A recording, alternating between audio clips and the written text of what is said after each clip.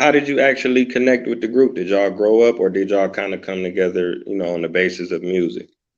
It was kind of both. We grew up a mile from each other, and actually, Deron and myself was in the same middle school, and we were in the same course classes and stuff. And we met each other prior to going to middle school. We were in the same summer camp, and we just kicked it. We just he would sneak into the sanctuary and play the piano. And every time that I heard the piano, of course, me being a musician, like it just sparked something in me. And I was like, man, this somebody's playing the piano.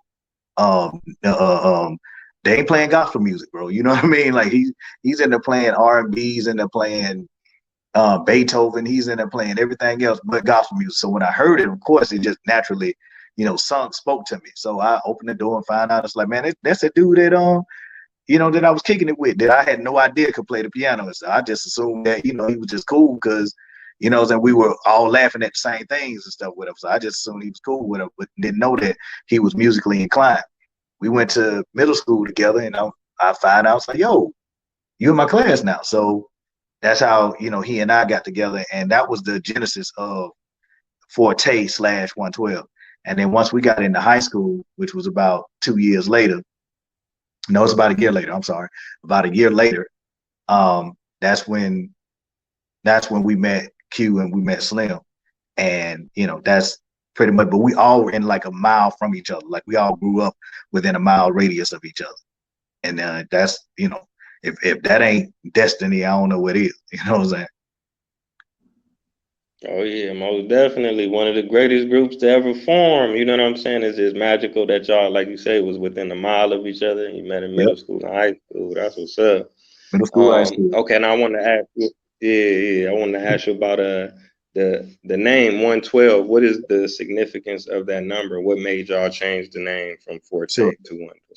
sure. The name 112 actually came from, well, let me back up a little bit. We called ourselves Forte, which was an acronym for Forever En Route to Excellence, right? But at the time that we were trying to come out and we were getting ready to be signed to Puffy and Bad Boy, Rapping Forte out in the West Coast was out doing his thing or whatever. So we didn't want to confuse the two. So we knew we had to change the name, right?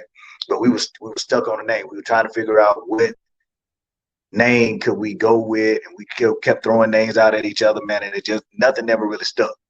And we, but at the same time, Puffy was coming down from Atlanta, from New York to Atlanta to, hit the club scene, find new artists, work with Usher Raymond at the time.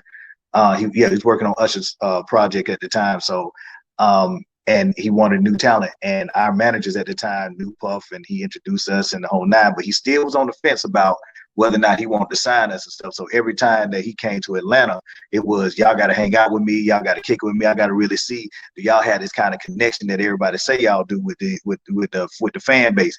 Can y'all sing or can y'all sing? Like, these were the things that Puff was concerned about. So we actually met him in front of 112. And because we were kids, we couldn't get into 112. But Puff on his way in was like, yo, y'all come with me. He was like, Puff, we can't come in, bro. Like we kids, like like it's obvious that we're young and we can't go in this club. He was like, well, all right, well, sing in front of this crowd right now. You know what I'm saying? And if you know anything about 112 at that time, 112 was like the biggest club in Atlanta, right? And anybody that was coming in from any other city, they knew, if I don't do nothing else, I got to go to 112.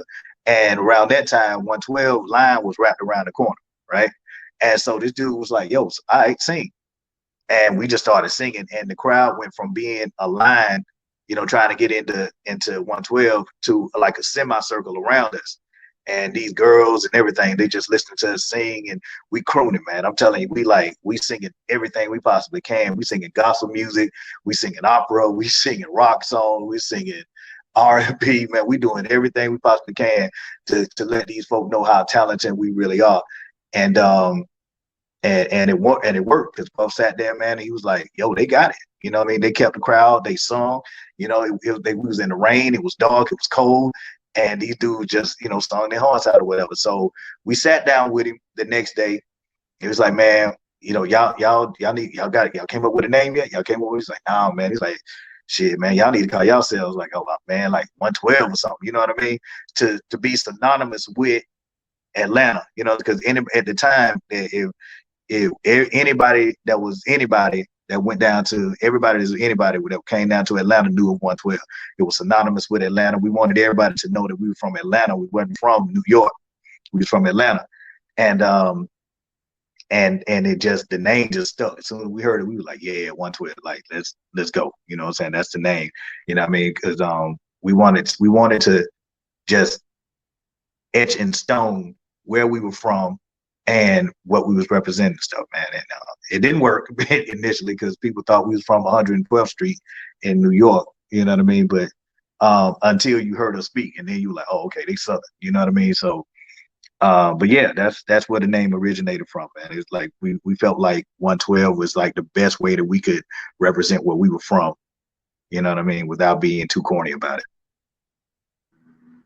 Oh yeah, I mean, like you say, it definitely worked out in the long run. Let me see. I wanted to ask you, by y'all coming from Atlanta, coming from the South, y'all was definitely one of the earlier groups. While the East was still in power. So what I'm trying to ask you is, how much has the music scene changed?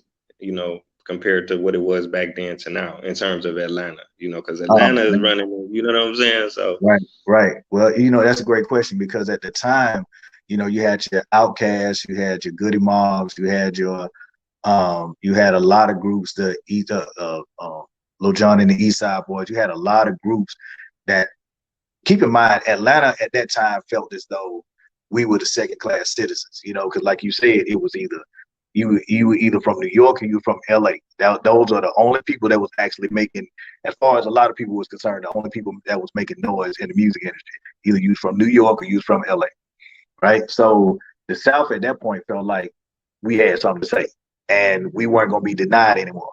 You know what I mean? And even with us being R&B singers, we were still from Atlanta. We were still from the same streets that Outkast came from. We were still from the same streets that Goody Mob came from.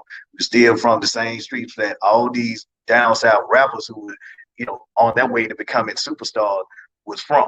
We knew the same streets they were talking about. That we rode them same streets. I'm a Grady baby. Like I actually was born in Grady. You know what I mean? Grady Hospital with them. So it was important for us to let the world know just how talented we were, and it wasn't just about bass music, and it wasn't all about R&B music. It was a culmination of all of those things. We were very conscious about what was going on in the world, and because the stigma is, not even just in the music industry, but just in life period, that if you're from the South, you're considered slow, or you're not as intelligent as your New York counterpart or your LA West Coast counterpart. And we wanted to get rid of that stigma, you know what I mean, and let people know that we're just as intelligent, if not more. We're just as talented, if not more. And we definitely had something to say, but the music scene was more about being rebellious at that time, and just basically saying that if you don't allow this door to be open, we're gonna kick it down. That was pretty much the theme that you had with all our music, man. We just wanted the world to know that we were just as talented. Fast forward 20 years, and it seems like everything that's on the radio right now has an Atlanta influence in it. You know what I mean?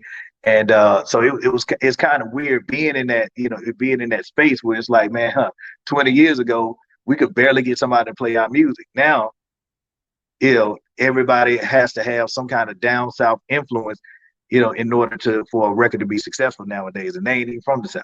You know what I mean? So the 180 that has transpired, man, it's really crazy to me. I'm all for it.